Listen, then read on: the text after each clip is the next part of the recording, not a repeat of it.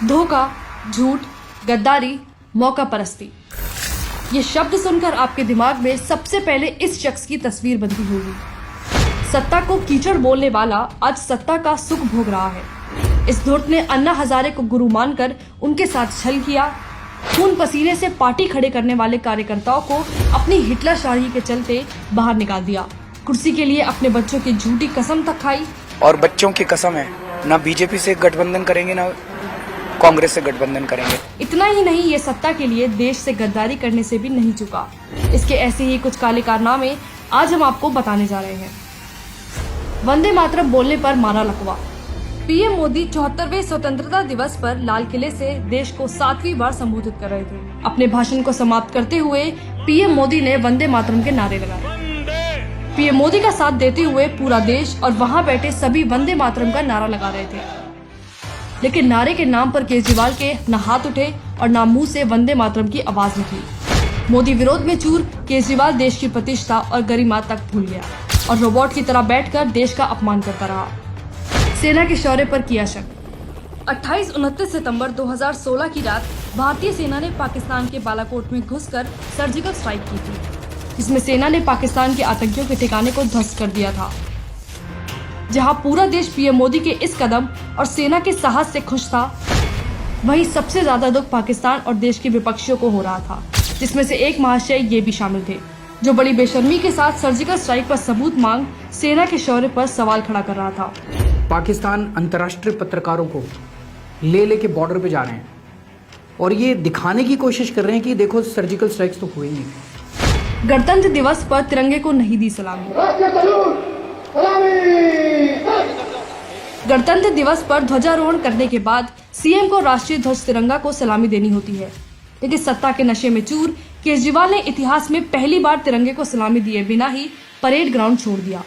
जब उन्होंने flag hoist किया, सलामी देनी होती है फ्लैग को, लेकिन वो सलामी देना ही भूल गए।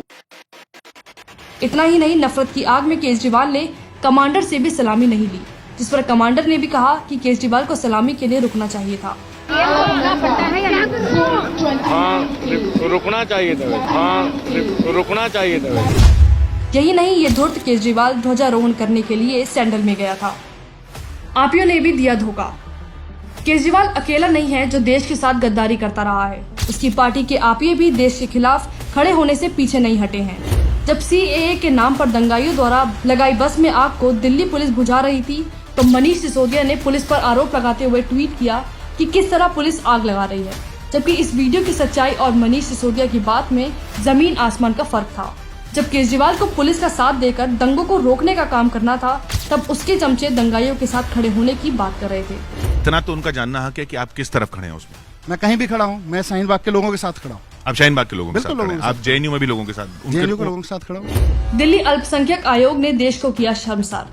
दिल्ली अल्पसंख्यक आयोग के अध्यक्ष जफरुल इस्लाम ने देश की साख को विश्व पटल पर झुकाने में कोई कसर नहीं छोड़ी। फर्जी ट्वीट का सहारा लेते हुए जफरुल इस्लाम ने लिखा कि मुस्लिम को साथ खड़ा होने के लिए धन्यवाद कुवैत। जिस दिन मुसलमानों ने अरब देशों से अपने जुल्म की शिकायत कर दी तो सैलाब आ जाएगा। तहकीकात में पता चला कि ये कुवैत सरकार का नहीं बल्कि फर्जी अकाउंट है।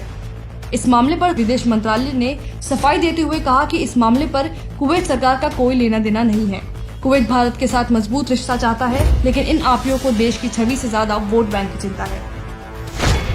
दिल्ली हिंसा का मास्टरमाइंड निकला पूर्व आप पार्षद। दिल्ली हिंसा में 50 से ज्यादा बेकसूर लोगों ने जान गंवाई। दिल्ली हिंसा का मास्टरमाइंड कोई और नहीं, आप पार्टी का पूर्व निगम पार्षद ताहिर हुसैन निकला, जिसने दिल्ली पुलिस के सामने खुद कबूल किया कि दिल्ली हिंसा की प्लानिंग उसने ही की थी। केजरीवाल और उसकी गद्दार कंपनी देश का सिर झुकाने और साख को बदनाम करने के लिए शुरू से तैयार रहे हैं। जिस इंसान को अपने देश से प्यार न हो, राष्ट्रीय गीत से प्यार न हो, सेना के शौर्य पर शक हो, वह इंसान देश का गद्दार नहीं तो क्या है।